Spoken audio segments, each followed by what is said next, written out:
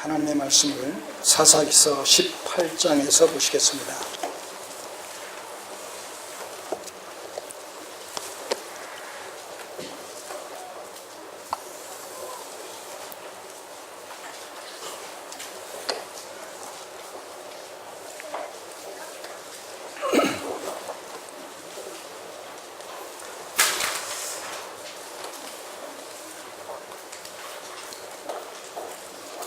(18장) 27절에서 마지막 31절까지의 말씀입니다.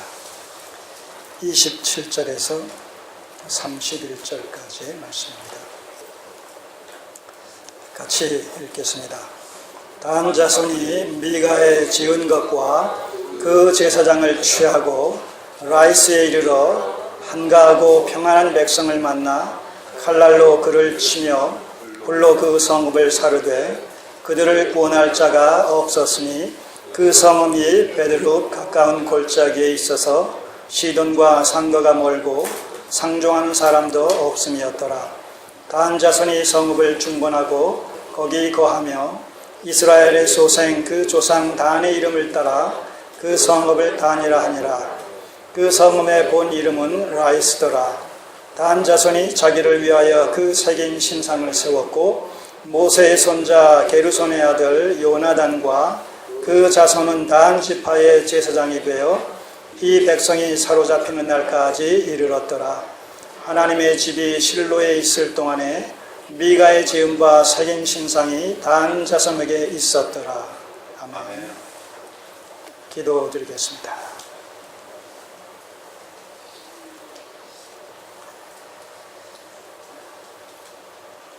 사람이 자기 기만에 빠지게 될 때 자기의 생각을 얼마든지 하나님의 생각으로 오해하며 곡해할 수 있는 그 극단의 상황을 보게 됩니다. 아버지 하나님, 우리에게 지혜와 계시함을 허락해 주시고 그 안에서 부단히 우리를 쳐서 복종시켜 나아감으로 우리의 언행심사가 늘 하나님의 그것과 일치될 수 있도록 도와주시옵소서.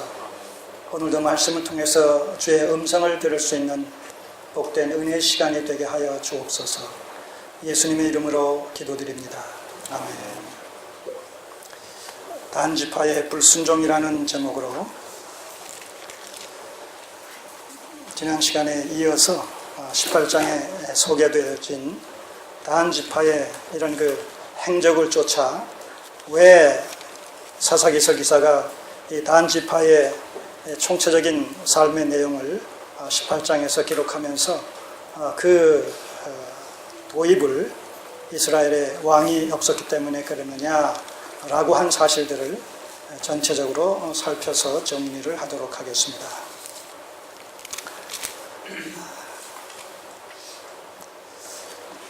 지난 시간에 18장 1절에서 6절까지의 말씀을 통해서 단지파 사람들이 왜 저들의 행동이 하나님 보시기에 바르지 않음으로 말미암아 자기 속에 그 옳을 대로 내지는 좋을 대로 이렇게 행동을 했는가라는 사실을 몇 가지 측면에서 살펴보았습니다. 특별히 지난 시간에 살펴본 내용은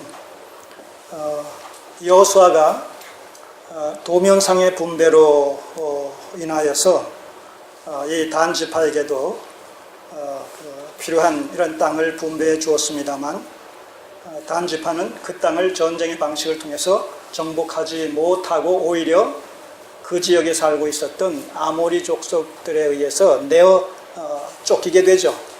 그래서 일부는 남고 일부가 지금 이렇게 지금 이탈이 되어져서 거할 곳을 찾게 되어지는 이런 내용을 18장에서 보게 됩니다. 자, 그렇기 때문에 바로 그 부분이 하나님께서 약속의 땅으로서 제비 뽑아 분배해 준 그곳을 믿음의 성전을 통해 가지고 정복을 해서 차지했어야 될 텐데 거기서 오히려 쫓겨났단 말입니다. 쫓겨났다는 것은 왜 쫓겨났겠어요? 왜 아모리 족속에 의해서 쫓겨났겠어요? 바로 하나님을 전심으로 전폭적으로 믿지 못하는 데서 외적인 어떤 그 군사력의 어떤 열세라든가 이런 것에 자격지심이 들어가지고 제대로 전쟁을 수행하지 못했던 것이죠. 오히려 약보여서 저들에 의해서 내어 쫓기는 이런 상황을 통해서 저들은 불순종한 이런 사실들을 우리가 살펴봤습니다. 그런가 하면 5명의 정탐꾼을 보내서 새로운 이런 정복지를 찾는 과정 속에서 이 레위 소년 제사장을 만나게 되지 않습니까? 그 5 정탐꾼이 그러면서 무엇을 부탁합니까? 그에게 우리의 지금 가는 길이 어떠할는지, 하나님께서 선히 인도해 주실 것인지, 하나님의 뜻이 어떤 것인지를 물었지 않습니까? 그러니까 그랬을 때 뭐라고 얘기했어요? 레위 소년이 하나님께서 선하게 인도하실 것이다. 자, 6절을 보시면 그 제사장이 그들에게 이르되 평안히 가라, 너희의 행하는 길은 여호와 앞에 있느니라. 자, 그러나 이것은 진지하게 하나님께 아뢰었고 또 하나님께서 지시해 주셔서 응답받은 내용을 얘기하는 것이 아니라 이것 또한 자기소견에 좋을 대로 임의대로 즉흥적으로 그렇게 얘기한 것임을 우리가 문맥을 통해서 볼 수가 있습니다. 자, 이렇게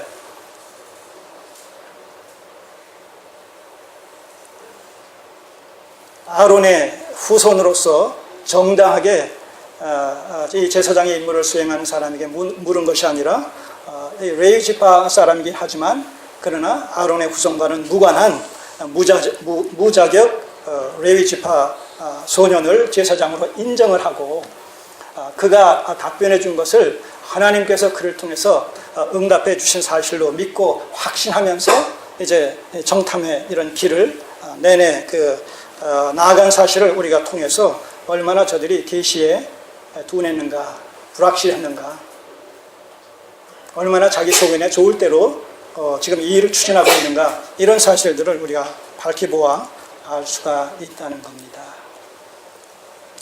자, 이제 오늘 그 7절 이하부터 한번 살펴보겠습니다. 왜 이 단지파 사람들이 지파적으로 공동체적으로 자기 소견에 좋을 대로 행동하고 있는 것인지 7절 이하에서 살펴보겠습니다. 자, 특별히 7절에서 이 10절까지의 내용은 그 5 정탐꾼이 자기네들이 거처할 이런 지역을 물색하다가 특별히 그 라이스라는 이런 그 지역을 정탐하고 이곳이야말로 우리가 거할 최적지다라는 사실을 이제 판단을 하고 돌아와서 지파 앞에 보고하는 내용이 7절에서 10절까지의 내용입니다. 자, 보시면 7절 이에 5 사람이 떠나 라이스에 이르러 거기 있는 백성을 본즉 염려 없이 거하여 시돈 사람같이 한가하고 평안하니 그 땅에는 권세 잡은 자가 없어서 무슨 일에든지 괴롭게 함이 없고 시돈 사람과 상거가 멀며 아무 사람도 상종치 아니함이라. 네. 다시 말해서 이 라이스 지역은 천혜의 어떤 요새지로 그 지리적인 여건이 그렇게 조성이 되어 있었어요. 외침의 이런 위험을 전혀 받지 않는 이런 요새 같은 이런 지역으로 말미암아 저들은 아주 무사안일하게 평안하게 이렇게 살고 있었다는 거예요. 자, 그러니까 아모리 족속에 의해서 지금 내어 쫓긴 이런 단지파의 입장에서 봤을 때는 이 정도라면 능히 싸워서 이기고 저 지역을 탈환할 수가 있겠구나라는 사실을 이제 이 정탐꾼이 판단을 했다는 것이죠. 자, 얼마나 이것이 인간적인 생각이냐, 현실적인 안목을 가지고 이성의 발휘를 통해서 현실을 통찰하고 있는 것이냐, 이런 것을 우리가 이런 내용을 통해서 살펴볼 수 있지 않겠습니까? 지금 하나님의 성전이다 라고 하는 것은 현실적인 어떤 군사력의 비교에서 우위를 차지하고 있다거나 또 머리 숫자가 많기 때문에 병력에 있어서도 우위를 차지한다거나 이런 것으로 말미암아 전쟁의 승패가 좌우되는 것이 아니지요. 하나님의 성전이라는 것은 하나님께서 친히 군대 장관이 되셔서 그 전쟁을 지휘하심으로 말미암아 승리가 하나님에 의해서 주어진다는 것이죠. 하나님으로 말미암아 승패가 좌우된다는 것입니다. 이스라엘 백성들은 그 하나님을 믿고 의지하면서 전폭적인 신뢰의 믿음을 가지고 그 전쟁에 임하기만 하면 된다는 것입니다. 그 구체적인 사례가 바로 여리고성의 함락 사건을 통해서 미리 보여주신 거예요. 이와 같이 군사력으로 말미암아 이 가나안 족속들을 갖다가 패배시키고 승리해서 그것을 쟁취하는 것이 아니라 내가 승리한다, 내가 이긴다, 너희들은 그냥 내 말만 듣고 전투에 임하기만 하면 된다. 자, 이런 식으로 이 전쟁에 임하면 될 텐데, 단지파는 그러지 못한 상황 가운데서 이제 쫓겨나서 이 라이스 지역을 정탐한 후에는 그들이 그렇게 연약하게 또 안일하게 전혀 무방비 상태로 이렇게 거하는 것을 보면서 저 정도쯤이라면 우리가 능히 현실적으로도 이기겠다라는 생각을 했다는 것이죠. 이것은 믿음의 발로가 아니라 이성적인 판단에 근거해서 그랬다는 거예요. 오늘 우리가 현실을 살아가면서 가장 중요한 것이 뭡니까? 우리의 정체성. 여러분과 저는 현실을 살아갈 때에 이 세상을 나그네와 행인의 심정으로 살아가야 될 이 세상을 본향이 아니라 타향살이를 살듯이 그렇게 살아가야 할, 그래서 우리의 근본은 하늘에 있는 위로부터 거듭 태어난 하나님의 친백성이다라는 우리의 영적인, 우리의 신앙적인 정체성을 우리가 잠시도 잊어서는 안 된다는 겁니다. 바로 우리가 하나님의 친백성이다, 하늘에 속한 자들이다, 하나님의 자녀들이다 라는 이런 의식을 늘 갖고 우리가 의식화시켜서 생활할 때에 우리는 현실적인 여러 가지 결정과 선택이라는 그런 문제 앞에서 우리는 어떤 식으로 결정을 하고 어떤 식으로 해석을 하고 어떤 식으로 선택을 할 것인가 라는 문제 자체도 현실적으로 접근하는 것이 아니라 바로 믿음을 가지고 접근을 해야 된다는 것이죠. 때로는 그것이 많은 손해를, 불이익을 우리에게 가져다 줄 수 있을지라도 우리가 하나님의 백성으로 거듭났다라는 이 사실의 전제 위에서 그렇게 행해야만 한다는 겁니다. 또 그렇게 실제적으로 행함으로 말미암아 그 행함을 통해서 과연 우리가 하나님의 백성이다라는 영적 정체성을 우리가 확립할 수가 있는 것이죠. 확신할 수가 있는 것이고, 그런 실질이 뒷받침되어지지 않은 가운데서 내가 하나님을 믿는다, 내가 하나님의 백성이다 라는 사실은 하나의 공연불에 불과한 것이죠. 형식 이상의 아무런 의미가 없다는 것입니다. 자, 우리는 이 라이스 그 무력한 이런 라이스에 거주하는 가나안 그 족속들을 향해서 정복의 야욕을 이런 불태우고 있는 이런 단 지파의 이런 그 모습 속에서, 저들의 행동 속에서 그런 그 비겁함을 보게 된다는 거예요. 하나님의 백성으로서의 정체성을 잃어버린 비겁한 자의 모습을 본단 말입니다. 자, 그러자 그 얘기를 들은 단 지파 사람들이 이 다섯 정탐꾼에게 묻습니다. 8절 그 마지막 부분을 보면 형제들이 그들에게 묻되 너희 보기에 어떠하더뇨? 그렇다면 너희가 그렇게 이 정탐 보고를 했는데, 정탐 결과를 보고했는데 그럼 너희 생각이 어떠냐? 라고 했을 때 10절 마지막 부분을 보면 하나님이 너희 손에 붙이셨느니라. 하나님이 단지파 사람들에게, 우리에게 그 라이스 지역을 붙이셨다는 거예요. 자, 붙이셨다는 얘기는 뭡니까? 여호수아서나 사사기서에서 하나님께서 어느 민족을, 가나안의 어떤 족속을 어느 그 지파에게 붙이셨다 하는 얘기는 뭐예요? 네, 그들과의 전쟁에서 승리할 수 있도록 이미 하나님께서 조치를 취하셨다, 그런 얘기죠. 자, 그러니까 임전태세만 갖추면 된다는 얘기거든요. 자, 그런데 사실은 이 지금 단족속들이 지금 이 라이스를 공격하려는 이런 그 의도는 지금 이런 식으로 지금 하나님께서 붙이셨다라는 이런 그 표현에, 관용구적인 이런 표현을 적용시킬 만한 그런 상황입니까? 아닙니까? 아니란 말입니다. 지금 오히려 그 아모리족 속에 거주하던 바로 그 제비뽑아 분배받았던 그 지역을 이런 그 신뢰의 믿음을 가지고, 전폭적인 신뢰의 믿음을 가지고 그렇게 그 아모리족 속과 대적을 해댔었다 하는 얘기지요.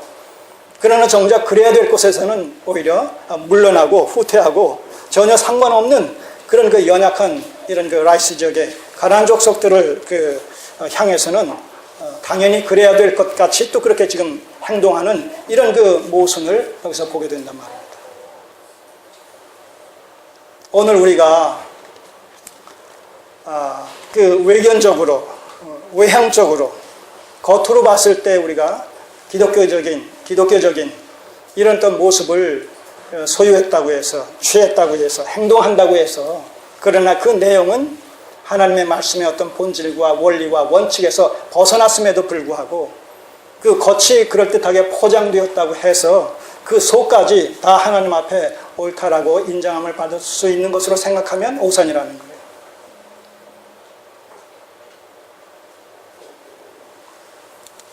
유사 기독교와 사이비 기독교의 모습이 이 시대에 팽배되어 있다는 것이죠.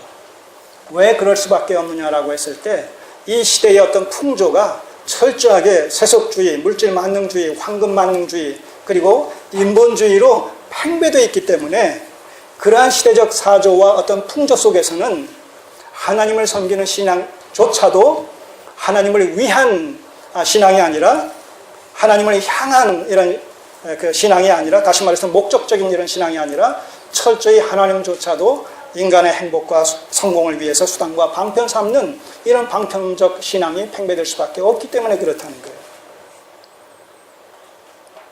신앙이 도구화되어지고 하나님께서 신이 나를 위한 어떤 수종자로 그렇게 그 위치가 전락되어질 때 그 신은 더 이상 하나님의 경우 하나님이 아니라 하나님의 이름을 가진, 하나님이란 이름을 가진 우상에 불과하다는 겁니다. 이런 그 위험이, 이런 인본주의가 팽배되고 만연되어진 이런 21세기 현실 속에서 다분히 있다는 거예요. 다분히.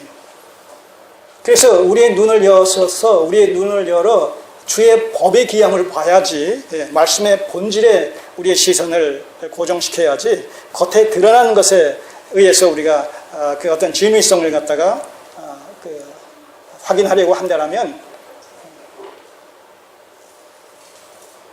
열이면 열, 백이면 백 다 오해하고 실패할 수밖에 없다는 것이죠. 이런 사실들을 우리가 어디서 살펴봤어요? 구체적으로 지난 시간에도 말씀드렸어요.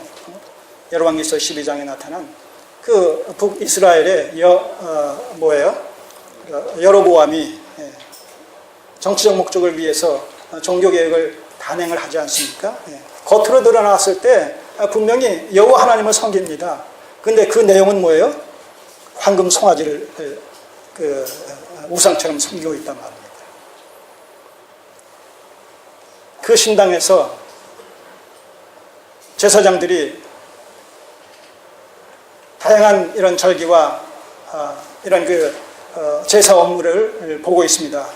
그러나 그 제사장들은 보통 사람들로 그렇게 그 임직시킨 그런 자기 소인에 좋을 대로 앉힌 그런 무자격 제사장들이었다는 거예요.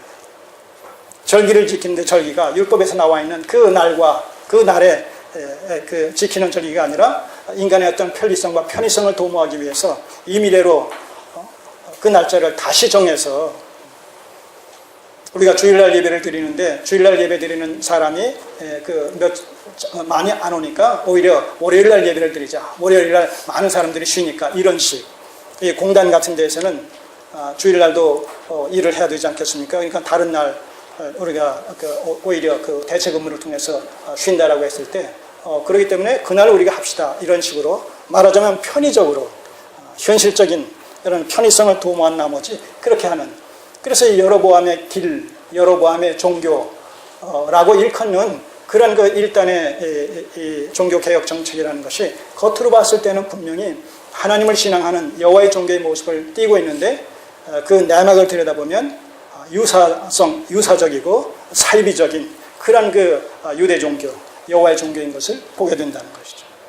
오늘 이럴 수 있는 그 위험성이 얼마든지 지금 상존하고 있다는 거예요. 인본주의가 팽배되어진 이런 시대적 상황 속에서 모든 것이 물질, 만능주의, 세속주의, 있느냐 없느냐, 그 다음에 외적인 것으로 판단되어지는 이런 그 시대적 상황 속에서 본질이라는 것은, 내면이라는 것은 개의치 않게 된다는 것이죠. 이게 현실을 살아가는데도 문제가 되어질진데 하나님을 섬기는 데 있어서 바로 이런 모습으로 나타난다고 했을 때 그것은 철저하게 형식주의, 가식주의로 전락할 수밖에 없는 겁니다. 지금 이 단지파들은 바로 그러한 그 자기 기만에 깊이 빠져 있었음에도 불구하고 그들이 지금 전제적으로 내걸고 있는 것이 하나님 앞에서라는 이런 그 명제를 걸고 있단 말입니다. 하나님의 택하신 백성이여 선민이라는 이런 어떤 자부심 속에서 이러한 일들이 진행되다 보니까 자기들이 하고 있는 일 자체가 얼마나 하나님 보시기 정도에서 이탈되었느냐라는 사실을 보지는 못하고 여전히 자기들 자신들은 하나님의 택하신 백성들이요 하나님께서 우리와 함께 하실 것이다라는 이 왜곡되어진 어떤 확신 속에서 계속해서 그 자의적인 이런 숭배 신앙을 추구해 나가고 있다는 것이죠. 자, 그러니 그 결과가 얼마나 그 정도에서부터 한참 멀리 떨어져 이탈되겠어요. 그 각도가 얼마나 벌어지겠어요.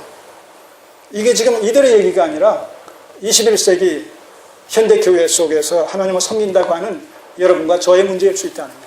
우리의 문제일 수가 있다는 거예요.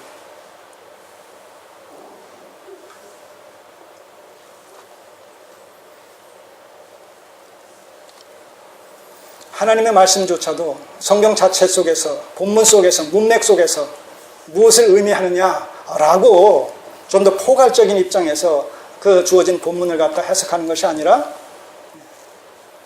자기의 어떤 이해관계의 그 얽매인 상황 속에서 주어진 본문을 아주 부분적으로, 단편적으로, 파편적으로, 그 다음에 그것도 아주 이기적이고 자기중심적인 이런 그 심정을 가지고 해석하고 적용한단 말입니다. 지난주에 잠깐 그 언급하면서 좀 더 깊이 살펴보지 않은 이런 그 말씀이 있었는데, 자, 여러분 그 이사야서 34장을 보세요. 지금 이런 맥락과 관련해서 하나님의 말씀이 도구화 되어지고 하나님까지도 이런 그 수단과 방편으로 이렇게 전락되어지는 이런 시대적 상황 속에서 지금 이사야서 34장에 있는 말씀들이 오늘 이 시대에 얼마나 자의적으로 해석되어지고 편의적으로 적용되어지는지, 이기적인 목적에 이렇게 악용되어지고 있는지 한번 보시자는 거예요. 여러분들이 잘 아시는 대로 34장 그 16절의 말씀이에요. 지난번에 우리 한 목사님께서 오후에 같이 성경 공부를 하면서 이 부분을 모 집단에서 아주 자의적으로 해석하고 자기들에게 적용시킴으로 말미암아 자신들을 말씀 안에서 정당화시키고 있다라는 이런 이야기를 들었습니다만, 자, 오늘 이 말씀이 비단 그런 그 제도권 밖에서만 그렇게 자의적으로 해석되어지는 것이 아니라 이 제도권 안에서, 기독교권 안에서도 이 말씀이 그와 같은 식으로 해석이 되어진단 말입니다. 아주 임의대로, 임의적으로, 자의적으로. 자, 한번 보실까요? 16절. 너희는 여호와의 책을 자세히 읽어보라. 이것들이 하나도 빠진 것이 없고 하나도 그 짝이 없는 것이 없으리니 이는 여호와의 입이 이를 명하셨고 그의 심이 이것들을 모으셨습니다. 자, 요거만, 요 말씀만, 16절 한 말씀만 딱 그냥 두부를 이렇게 잘라서 조각을 이렇게 떼어내듯이 그렇게 이 16절만, 34장에서 이 16절 한 절만 딱 떼어내게 되면 그 본문이 어떻게 해석되어지겠습니까? 여호와의 책을 자세히 읽어보라. 이것들이 하나도 빠진 것이 없고 하나도 그 짝이 없는 것이 없으리니, 하나님의 말씀은 그것이 어떤 말씀이든지 다 짝이 있다. 예. 자, 그렇게 되면 어떤 일이 벌어지게 돼요? 어떤 말씀을 읽게 되면 그 말씀과 짝을 이루는 말씀은 또 어떤 것인가? 그것을 찾게 되지 않겠습니까? 그렇게 해서 서로 부단히 서로 연결을 시킬 거란 말입니다. 연결을 시켜요. 자, 이런 것들이 집단적으로 내지는 개인적으로 적용을 시키게 되면 그 집단과 그 개인이 바로 하나님의 말씀, 성경을 통해서 이야기하고 있는 어느 그 집단이요, 어느 인물이다. 이렇게 이제 제한적으로 적용이 되어진단 말입니다. 특정인을 갖다가 특정 집단을 향해서 그렇게까지 나아가게 되는 거예요. 이 말씀을 그렇게 이제 곡해를 하고 오해를 하다 보면, 그래서 스스로가 하나님이 되고 스스로가 재림주가 되어지고 스스로가 우리 모임이 아니면, 우리 교회가 아니면, 우리 집단이 아니면 구원받지 못한다. 구원받기 위해서는 이 집단에, 이 교회에 다 모여야 된다. 이런 식으로까지 이제 확대가 되어진다는 것이죠. 다시 한번 보죠. 너희는 여호와의 책을 자세히 읽어보라. 이것들이 하나도 빠진 것이 없고 하나도 그 짝이 없는 것이 없으리니 이는 여호와의 입이 이를 명하셨고 그의 신이 이것들을 모으셨습니다. 자, 이것이 성경 말씀에 짝이 있다 라는 얘기가 결코 아니란 말입니다. 이 한 절만 보면 그렇다는 거예요. 그럴 수 있다는 거예요. 제가 이전에 속해 있던 그런 그 노회에서도 그 어느 목사님이, 저보다 나이가 더 연배이신 이런 그 목사님이 어떤 계기에 무슨 말을 하면서 이 말씀을 인용하면서 그런 식으로 말씀하시더라고요.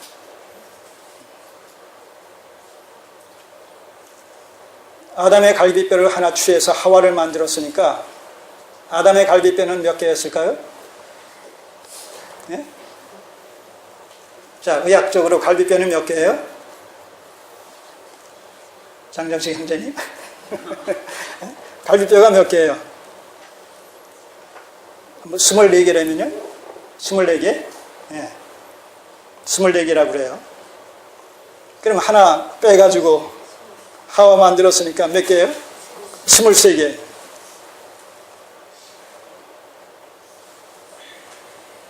하와는 24개인데 아담은 23개. 자, 그러니까 그 이후에 아담의 후손들 중에 남자는 다 23개요. 여자는 24개일 것이 아니겠느냐. 이렇게 생각을 하는 거예요. 근데 과연 그런가? 그 짝을 이 말씀에 근거해서 찾아서 지금 수십 년이 됐는데 그 짝을 못 찾았다는 거예요. 그래서 제가 그 말씀을 듣고 너무나 황당해가지고, 목사님, 이 말씀이 그런 말씀도 아니고 이 말씀에 근거해서 그것을 지금 성경 쪽에서 찾는다는 게 말이 됩니까? 오해하셨습니다. 아니라는 거예요. 김 목사가 잘못됐다는 거예요. 나는 죽었다 깨어나도 이 말씀을 그렇게 믿는다는 거예요. 더 이상 논쟁으로 비화될 것 같아서 그 선에서 중단을 했었습니다만, 자, 이 말씀이 오늘 현대 교회 속에서 목사님들에 의해서, 많은 목사님들에 의해서 그렇게 하나님의 말씀은 짝이 있다라는 식으로 이 말씀을 받아들이고 있다는 것입니다. 실제적으로 성경에 짝이 있는 말씀이 있어요, 없어요? 있어요. 예를 들어서, 근데 그 짝이 있다는 의미는 어떤 식으로 그 성경 속에서 발견됩니까? 구약의 예표적이고 모형적인 것이 신약에서 그리스도 안에서 실체화되어지는 것으로서의 짝, 모형과 실체라는 구속사의 점진적인 어떤 진행이라는 이런 맥락 속에서 예표와 모형과 그리스도 안에서 실체화되어진 이런 그 언약적 관계 속에서 얼마든지 우리는 그것을 찾을 수가 있어요. 그래서 건물로서의 구약의 성전은 바로 예수 그리스도 안에서, 예수 그리스도 자신 안에서 실체화되어지지 않습니까? 성전에서 드렸던 이 속죄 제사는 바로 그 속죄의 양의 실체 되신 예수 그리스도의 십자가의 죽으심과 이런 모형과 실체의 이런 그 관계가 성립이 되어집니다. 자, 이런 식의 관계를 우리는 성경 속에서 많은 부분에서 찾을 수 있습니다. 그러나 이 본문의 말씀은 그런 맥락이 아니라 그런 맥락까지를 포함한 것은 칠지라도 성경의 모든 말씀이 그렇게 짝이 있다라고 확대 해석해서 적용시키게 되게 되면 이것은 이 본문의 그 의도를 또 저자의 그 의도를 한참 왜곡시킨 것이란 말입니다. 자, 늘 말씀드렸듯이 그 한 성경 구절을 해석한다라고 했을 때는 언제나 전후 문맥 속에서 해석을 하시라는 거예요. 전후 문맥 속에서. 그러면 최소한도 이 16절의 전후 문맥을 보게 되면 이 16절이 독립적으로 존재하는 절이 아니라 그 이전과 그 이후에 몇 절의 그 말씀들과 더불어서 하나님의 문단을 이루고 있는 그 문단 속의 한 구절로 우리가 확인할 수가 있단 말입니다. 그렇다면 최소한도 어디서부터 시작돼야 되겠어요? 어디서부터? 가까이는 8절부터요. 좀 더 멀리는 34장 1절에서부터란 말입니다. 자,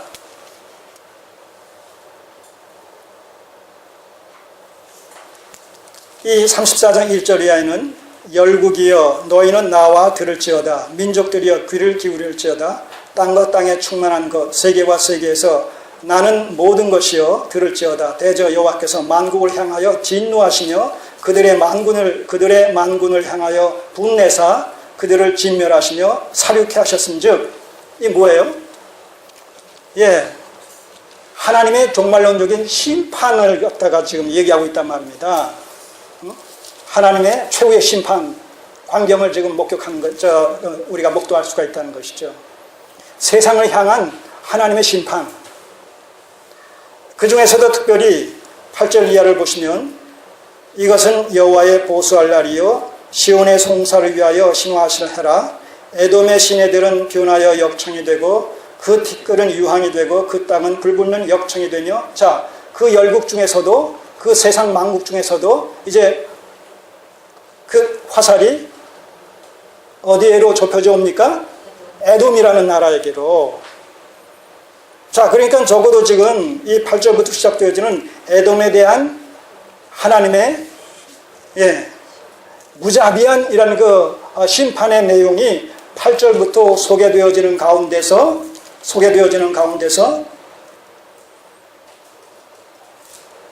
11절부터 보시면 다나와 고슴도치가 그 땅을 차지하며 부엉이와 까마귀가 거기 거할 것이로라.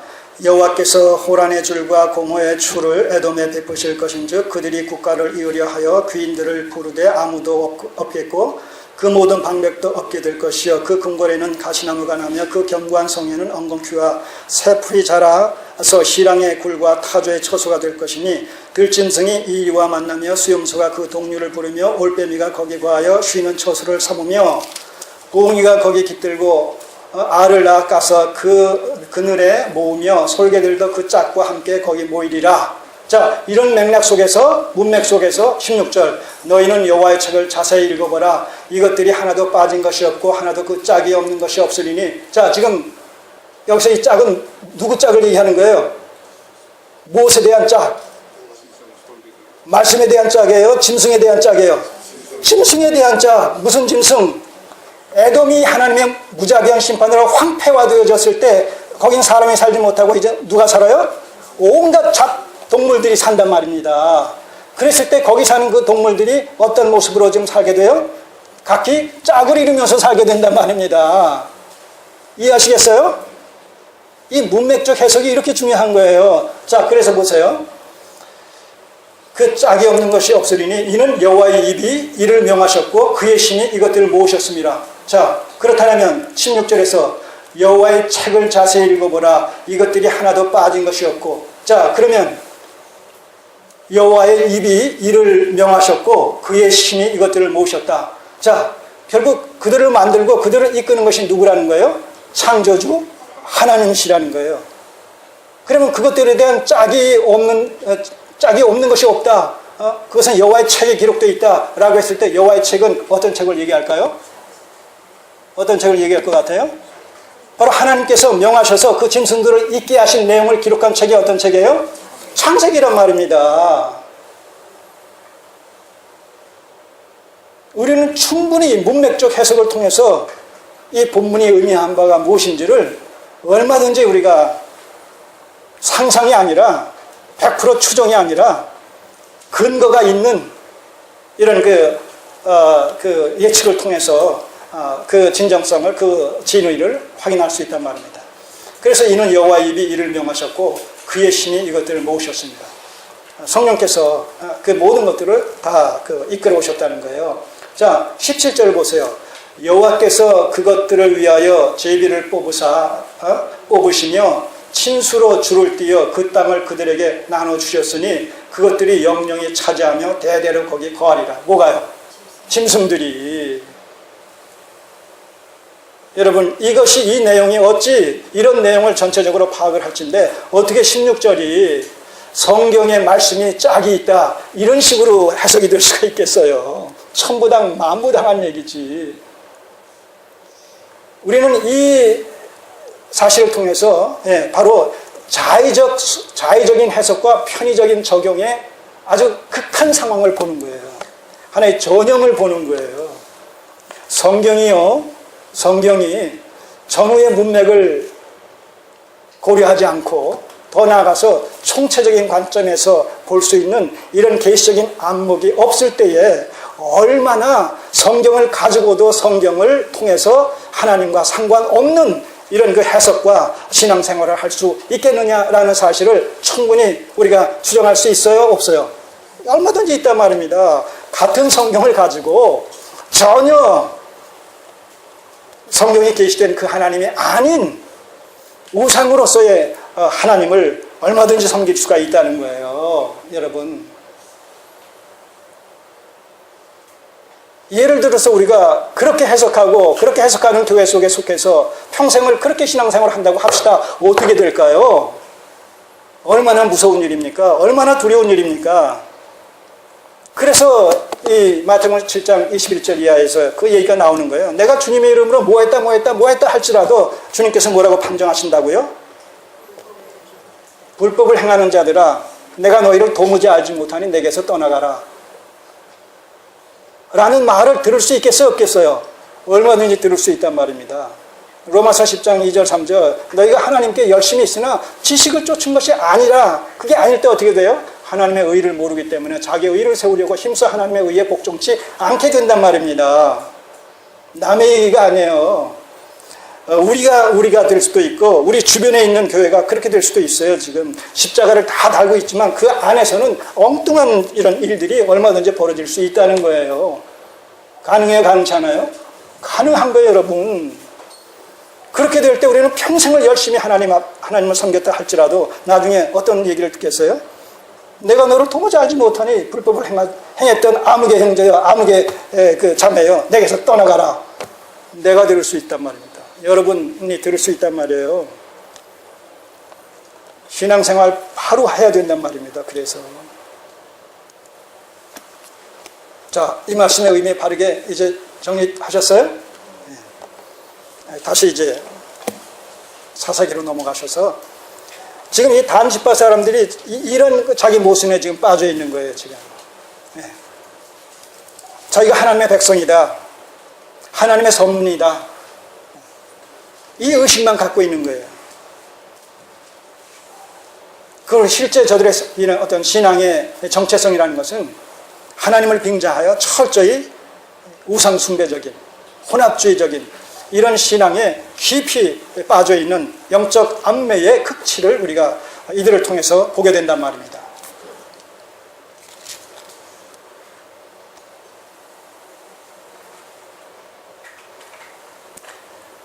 자, 그러면서 10절에서 아까 말씀드린 대로 하나님이 너희 손에 붙였느니라.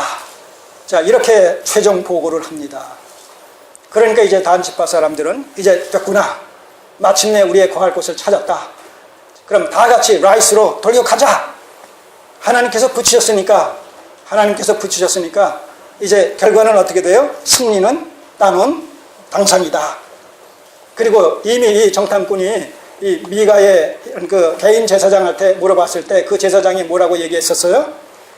하나님께 물어봤을 때 제사장이 그들에게 이르기를 평안히 가라, 너희 행하는 길은 여호와 앞에 있느니라. 이렇게 이미 하나님의 신탁을 이미 받은 바 있단 말입니다. 그리고 가서 보니까 정말 안성맞춤의 장소에 우리가 정말 넉넉히 이길 수 있는 그런 그 연약한 자들의 모습으로 그들이 살아가고 있는 것을 보면서 이건 하나님께서 인도하셨구나. 이건 하나님께서 인도하셨구나. 하나님께서 예비하셨구나. 이제 승리는 따는 당상이다. 정말 하나님께서 모든 것을 선하게 인도해 주심으로 하심으로 말미암아 마침내 우리를 이제 이곳에 거주케 하시는구나. 자, 얼마나 자기 기만에 빠져 있어요.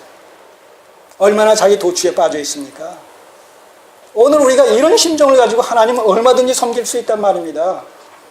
미신적인 기복적인 이런 그 신앙관을 가지고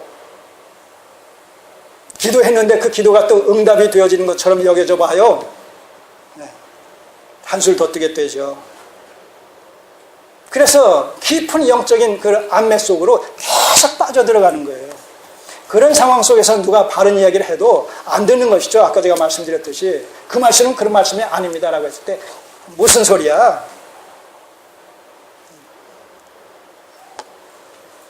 나는 지금까지 성경 속에서 다 그렇게 짝을 맞춰서 해석을 해왔고 설교해왔고 그렇게 나는 믿고 있어. 이런 식으로 할 말이 없죠.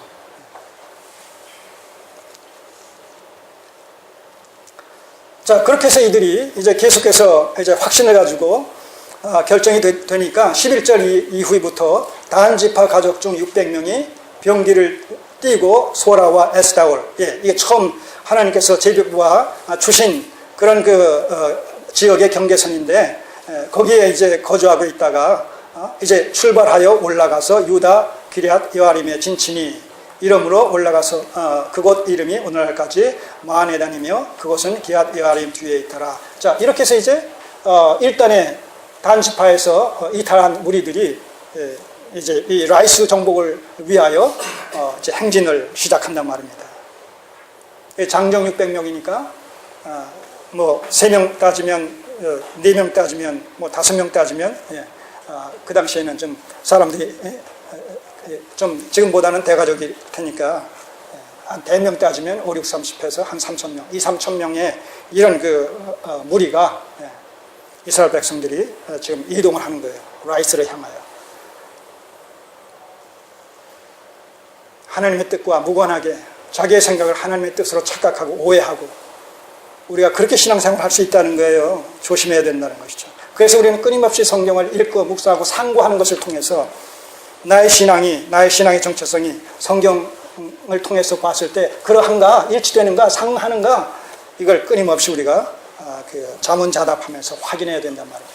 그저 맹목적으로 그냥 따라가는 것이 아니라 베로야 교회 성도들과 데살로니가 교회 성도들의 차이가 무엇이었다고요? 강단에서 선포되어지는 말씀을 하나님의 말씀으로 받았어요. 이게 데살로니가 교회 성도들의 말씀에 대한 한계란 말입니다. 말씀을 무조건 하나님의 말씀으로 받았어요. 근데 베로야 교회 성도들은 거기서 더 나아가서 말씀으로 받고 또한 그러한가 하여 상고했다는 거예요. 분별력을 가지고 그 말씀이 옳은 해석인지 바른 말씀인지 이걸 분석하면서 통찰했다는 거예요. 오늘 우리가 그 단계까지 나아가야 된단 말입니다. 그래야지 전하는 자도 조심하고 듣는 자도 뭔가 예의 주시하면서 듣고 경청하고 그렇게 되지 않겠습니까? 그렇게 될 때 피차에 유익되어지는 것이고 그 교회의 이런 말씀에 대한 어떤 수준이라는 것은 더욱 상승하게 되겠지요. 자, 이들이 이제 라이스를 향하여 진군을 행하는 가운데서 어디에 들립니까? 중간에. 네. 자, 17절을 보시면 땅을 탐지하러 갔던 5사람이 그리로 들어가서 새긴 신상과 에봇과 이 미가의 집에 이르릅니다. 13절에 보게 되면 무리가 거기서 떠나서 에브라임 산지 미가의 집에 이르리니 미가의 집에 이르는 거예요. 왜 미가의 집에 이를까요? 들렸을까요? 먼저도 정탐꾼이 갔을 때에도 그 레위 제사장 소년 제사장에 의해서 하나님의 신탁을 나름대로 받은 줄 알고 그리고 결과적으로 그것이 하나님의 선하신 뜻 가운데 모든 것이 형통하게 이루어진 사실로 그렇게 착각을 했기 때문에 이제 정복을 해야 되는 실전에 이제 들어가는 이런 마당에서 다시 한번 그 미가의 집에 들려서 얘기를 들어봐야 되지 않겠습니까? 자, 그런 그 미신적인, 그 기복적인 이런 심정을 가지고 미가의 집에 들렸어요. 그리고 대뜸 저들이 취한 행동이 뭐냐면 16절, 17절에 땅을 탐지하러 갔던 5사람이 그리로 들어가서 새긴 신상과 에봇과 드라빔과 부어 만든 신상을 취할 때 탈취하는 거예요. 좀 도적질 하는 거예요. 이것을. 왜요? 그것이 신통망통 한 것으로 그렇게 여겨졌기 때문에. 여러분, 늘 말씀드리지만 이 컵에 물이 차 있는데 물이 반밖에 차 있지 않으면, 반을 먹어서 반밖에 차 있지 않으면 물이 반만 있는 것이 아니라 나머지 반은 뭐예요? 공기가 차지하고 있는 것이죠. 그래서 엄밀한 의미에서 그 잔은 비어 있는 것이 아닙니다. 물을 다 마셔도 뭐예요? 비어 있는 것 같지만 물은 비어 있지만 물은 차 있지 않지만 공기가 그 잔을 다 채우고 있는 것이죠. 마찬가지예요. 우리가 말씀에 깊이 접촉되지 않은 상황 속에서 우리가 신앙생활을 한다고 했을 때에 비록 그 계시 의존적인 신앙, 말씀 중심의 신앙관이 아닐지라도 타락한 이런 본성에서부터 나와지는 종교성의 어떤 그 발동이라는 것이 있기 때문에 우리는 우상 숭배적인 신앙관으로 그렇게 채워지게 되어 있다는 거예요.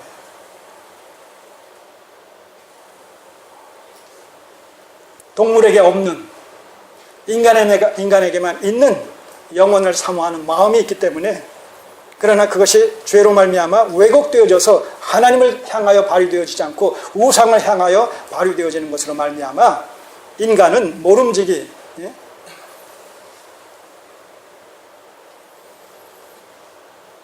문명인이건 미개인이건 어느 누구를 막론하고 인간 사회 속에서는 언제나 종교가 있다는 거예요. 자, 이들은 철저히 하나님의 말씀에 입각한, 율법에 입각한 모세 이런 그 종교관을 철저히 정립하고 있지 못한 상황 속에서 저들은 온갖 이런 우상 숭배적인 이런 그 신앙관으로 가득 차 있었던 것을 보게 됩니다. 이미 저들은 여호와의 이름을 부를지는 몰라도 저들의 그 여호와의 신앙의 내용을 보게 되면 이건 우상 숭배적인 신앙이요, 혼합주의적인 이런 신앙으로 가득 차 있었던 것을 이미 우리는 확인해 오고 있습니다. 개인적으로나 이제 집화적으로나. 자, 그런 심정 속에서 이런 것을 봤을 때 그것이 우리를 도울 것이라는 그런 그 왜곡되어진, 삐뚤어진 이런 종교심이 발동될 수밖에 없는 것이죠. 그래서 그것을 다 탈출을 하는 거예요. 이번엔 탈출하는 거예요, 그냥. 자, 그런 가운데서 18절, 그 5사람이 미가의 집에 들어가서 새긴 신상 에봇 드라빔과 부어 만든 신상을 취하여 내매 제사장이 그들에게 묻되, 자, 그러니까 이제 제사장이 이제 어디서 뛰어나왔어요. 너희가 무엇을 하느냐? 그들이 18절, 그들에게 그에게 이르되 잠잠하라, 내 손을 입에 대라. 이게 뭐예요? 쉿. 조용해. 죽는 수가 있어. 그러는 거예요. 내 손을 입에 대라. 우리와 함께 가서 이제 회유책을 쓰는 거예요. 우리와 함께 가서 우리의 아비와 제사장이 되라. 우리의 어른이 되라는 거예요. 이제 제사장이 되라는 거예요. 네가 한 사람의 집의 제사장이 되는 것과 이스라엘 한 지파, 한 가족의 제사장이 되는 것이 어느 것이 낫겠느냐? 예. 흥정합니다. 자, 이 흥정에 이 제사장이 미혹되겠어요? 안 되겠어요? 예, 이미 시작이 어떻게 됐어요? 이 사람, 이 레위 소년 시작부터 미가에게 싹군의 목자로 그렇게 들어오지 않았습니까? 그런데 이 사람들 보세요. 자, 한 개인의 제사장이 아니라 한 지파의 제사장이 된다라고 했을 때 신분 상승, 신분이 수직 상승해요. 그 다음에 뭐예요? 이런 대가는 몇 배가 되어지지 않겠습니까? 여기에 이 레위 소년이 마다하겠어요? 거절하겠어요? 어떻게 됐어요? 20절, 제사장이 마음에 기뻐하여 에봇과 드라빔과 새긴 우상을 취하고 그 백성 중으로 들어가니라. 정탐꾼이 취하려고 하던 그걸 갖다가 자기가 다 그냥 보자기에 싸들고 그냥 그들을 쫓아서 갔다는 거예요. 여러분, 우리가 하나님을 바르게 알지 못하면, 기독교 신앙이 무엇인지를 바르게 알지 못하면 자기 속에는 좋을 대로 이런 모습으로 우리가 현실 속에서 하나님을 얼마든지 섬길 수 있단 말입니다. 우리의 신앙이 그런 식의 신앙이 혹 아닐는지요. 자신을 한번 가슴에 손을 얹고 자신의 신앙의 어떤 정체성을 갖다가 한번 재음미해 보시자는 거예요. 내 안에 하나님을 섬기는 여호와의 신앙이 신앙 속에 혹여라도 우상숭배적인, 기복적인, 미신적인 이런 그 신앙의 부분이, 신앙의 요소가 들어와 있는 것은 아닌지,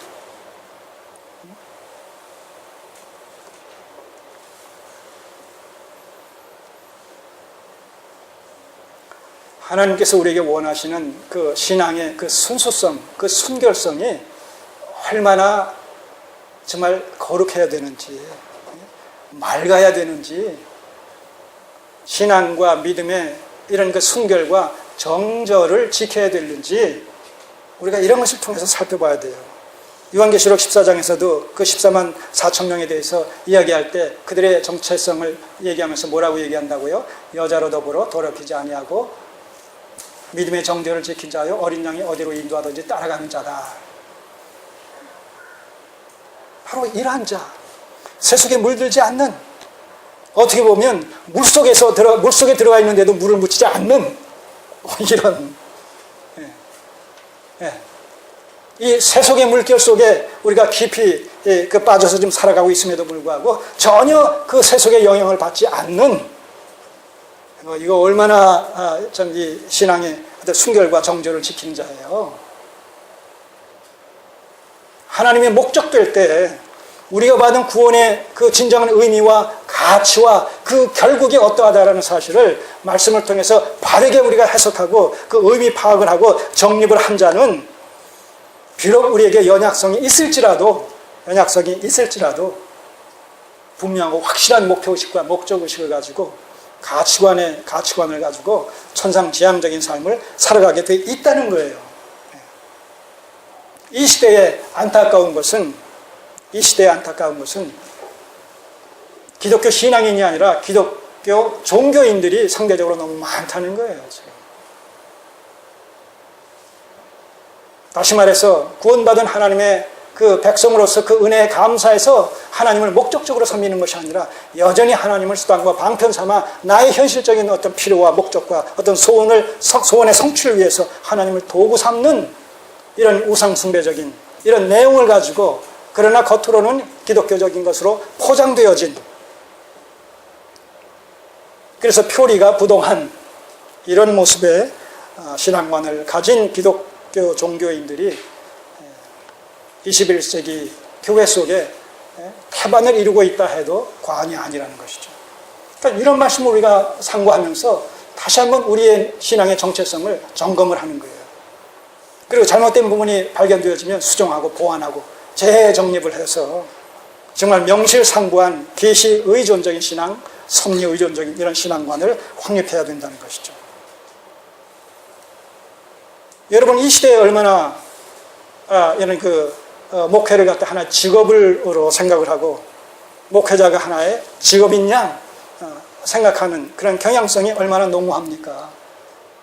그런 시대적 상황 속에 우리가 왜 세상이 세속주의가 되다 보면 모든 것들이 다 그렇게 세상의 기준과 어떤 그 잣대로 판정을 할 수밖에 없기 때문에 그렇게 세속화되어진다는 거예요.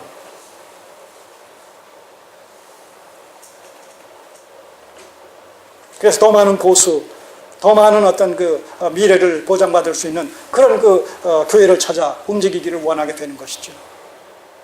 시골교회, 어떤 도서, 섬교회 안 간단 말입니다. 이 시대의 목회가 어떤 소명에 의해서, 사명에 의해서가 아니라 어떤 직업관에 의해서 좌우되어지는 이런 그 서글픈 시대 속에 우리가 지금 살고 있는 것이죠. 자, 그러니 목회자 입장에서는 그렇다 손칠지라도 성도들 입장에서, 교인들 입장에서도 마찬가지예요. 신앙을 어떤 기복적 차원에서 생각을 하게 되면, 신앙을 기복적 차원에서 생각을 하게 되면 기독교 신앙은 설 자리가 없어요. 왜냐하면 이 기독교 신앙은 처음부터 기복적인 것이 아니기 때문에, 계시적인 것이기 때문에, 은혜의 종교이기 때문에. 먼저 그리스도의 죽으심을 통해서 우리의 죄를 구속하시고 그 구속의 토 위에서 바로 하나님을 향한 감사와 감격과 그 기쁨의 발로로서 이제 비로소 여호와의 신앙에 접촉되어지고 여호와의 신앙이 정립되어지는 것이, 출발되어지는 것이기 때문에 기독교 신앙은 구원과 불가분리의 관계성을 맺고 있다는 것이죠. 그러니까 구원의 감격과 기쁨, 구원의 확신이 전제되지 않는 데서 기독교 신앙은 성립될 수가 없어요. 존재할 수가 없단 말입니다. 그런데도 지금 많은 사람들이 기독교권 안에 들어와 있다라고 했을 때 그들의 신앙의 정체성이 뭐겠습니까? 바로 종교지 신앙이 아니라는 거예요.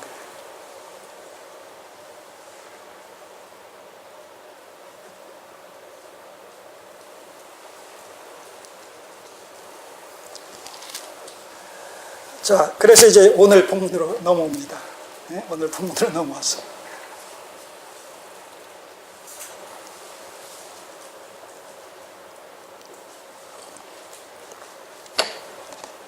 그 27절이 그렇게 연결되는 거예요. 다한 자손이 미가의 지은 것과 그 제사장을 취하고 이제 라이스에 이르러 한가하고 평안한 백성을 만나 칼날로 그들을 치며 불로 그 성읍을 사르되 그들을 구원할 자가 없었으니. 자, 그러니까 보세요. 이제 라이스의 그 가나안 족속을 정벌하러 가는데 이제 의기양양할 수밖에, 더더욱 의기양양할 수밖에 없는 게 뭐예요? 이제 그들에게 뭐가 있다는 거예요? 제사장이 있어요. 이스라엘 백성들이 가나안 땅에 입성할 때에도 요단강을 건널 때 어떻게 됐어요? 제사장을 앞세우고 언약궤를 앞세우고 그 뒤를 쫓아갔단 말입니다. 그때 뭐가 일어났어요? 엄청난 기적이 일어나지 않습니까? 예. 어떻게 보면 그런 심정의 발로를 지금 여기서 그대로 구현한다 해도 과언이 아니에요. 응? 미가 제사장, 개인의 제사장, 레위 소년 제사장을 앞세우고 새겨 만든 은신상, 에봇, 드리빔, 이거 앞세우고 이제 가니 어떻게 되겠어요? 이 전쟁은, 승리는 확실한 거다. 따놓은 당상이다. 그런 생각 안 들겠어요? 그런 생각이 드는 그 생각의 정체성이 뭡니까? 철저히 기복적이며 우상숭배적인, 미신적인 신앙관이란 말입니다. 오늘 우리가 바로 이렇게 기독교로 포장을 했는데 그 내용은 철저히 우상숭배적이고 이기적이고 자기중심적인 기복적인 미신적인 이런 그 신앙으로 가득 팽배된 그런 그 모습으로 우리가 하나님을 얼마든지 섬길 수 있다는 거예요. 그래서는 안 되겠다는 것이죠. 이 말씀을 통해서 우리가 그걸 경계받아야 된다는 겁니다. 자, 그리고 나아가서 그들을 무자비하게 정벌을 합니다. 물론 이스라엘 백성들이 가나안을 정복해서 그 지경을 약속의 땅으로 분배받는다라고 했을 때에 그 방식은 어떤 방식일 수밖에 없어요? 전쟁의 방식이에요. 그리고 그 전쟁의 방식은 또 다른 의미에서 저들의 관영한 죄악을 하나님께서 심판하시는 도구로서 이스라엘 백성들을 사용하고 있는 것이기 때문에 전쟁을 통해서 정복하고 정벌하는 것은 필연적이에요. 그것은 하나님의 심판이라는 그런 의미가 담겨있기 때문에.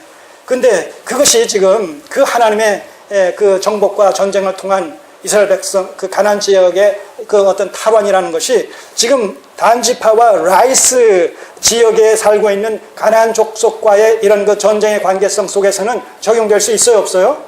없단 말입니다. 왜냐하면 그 지역은 하나님께서 단지파에게 약속의 땅으로 분배해 준 그 땅이 아니었기 때문에. 여기서 우리는 왜 이 저자가 18장 그 서두에서 그때 이스라엘의 왕이 없음으로 말미암아 자기 소견에 옳은 대로 행할 수밖에 없었던 이런 그 관용구적인 표현 속에서 이런 사건의 기사를 기록하고 있는지를 우리가 이해할 수가 있다는 겁니다. 말씀에 대한 무지, 말씀에 대한 왜곡, 말씀에 대한 부재, 속에서 우리가 신앙생활을 한다고 했을 때 그때 나타나는 어떤 신앙의 어떤 그 모습이라는 것은 이렇게 전혀 하나님의 의도와는 상관이 없는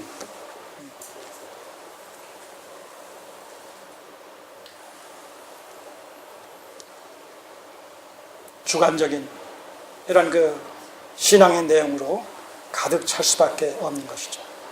그러면서도 그들은 그것이 하나님의 도우심으로, 하나님의 능력으로, 하나님께서 함께해 주심으로 말미암아 승리했다라고 그렇게 자화자찬한다는 것이죠.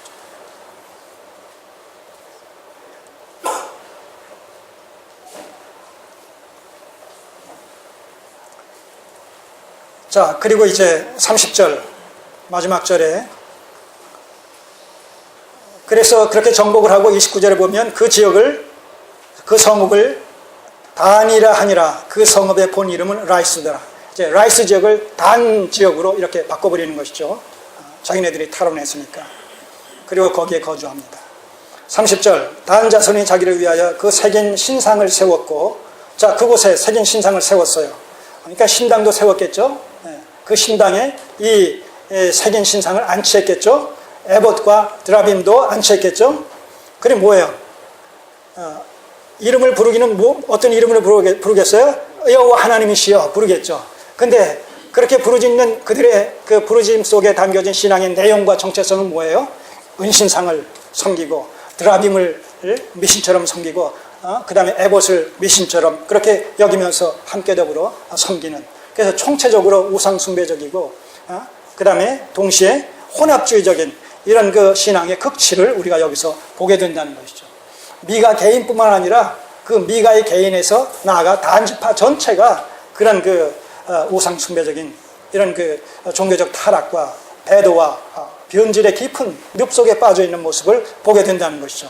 이게 언제까지 이 단지파가 그런 식으로 우상숭배를 지파적으로 행했느냐라고 했을 때 이 백성이 사로잡히는 날까지 이르렀더라.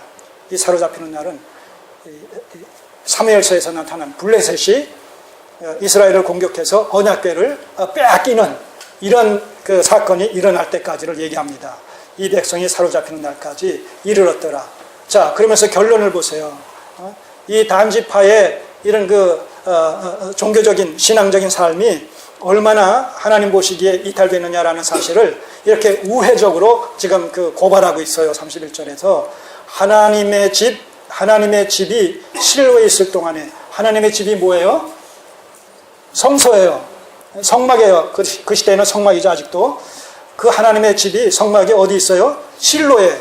여호수아 18장에 보게 되면 여호수아가 이제 그 성막을 갖고 광야에서 갖고 들어와 가지고 가나안 땅에 들어와서 실로에 그 성막을 짓고 언약궤를 거기다 안치시켰단 말입니다. 자, 이스라엘 백성들은 바로 이 중앙 성소 중심의 신앙생활을 해야 되지 않습니까? 예. 중앙 성소가 늘 있단 말입니다. 하나님께서 그 두시기로 약속하신 그 지파의 그 장소에 그 성소를 세워야 된단 말입니다. 이것이 나중에는 어디에 세워져요?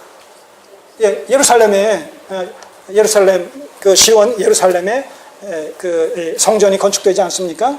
그렇게 하나님께서 지정하신 지파의 그 장소에 그렇게 중앙 성소 중심의 신앙생활을 해야 된단 말입니다. 이게 그 얘기예요.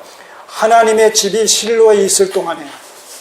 자, 그러니까 이 실로를 중심으로, 실로의 성막을 중심으로 해가지고 모든 신앙생활을 일사불란하게 이렇게 집중시켜서 해나가야 되는데 지금 어떤 상황이 벌어졌다고요? 중앙성소는 실로에 있는데도 불구하고 지금 단지파의 경우에 자기 지파 나름대로 개별적으로 지파적으로 신당을 세워놓고 은신상을 갖다 새겨서 안치시켜놓고 그것이 여호와다라면서 섬기고 있단 말입니다. 그러니까 뭐예요? 신앙의 개인화, 신앙의 지파화 작업이 지금 팽배되고 있다는 거예요. 이게 비단 단지파, 한 지파에 국한된 것이 아니라 그 시대적 상황이 그랬다는 거예요. 그것을 대표해서 지금 17장에서 21장까지 구체적인 사건을 예로 들어서 부록처럼 첨부시켜서 지금 고발하고 있는 거 아니겠습니까?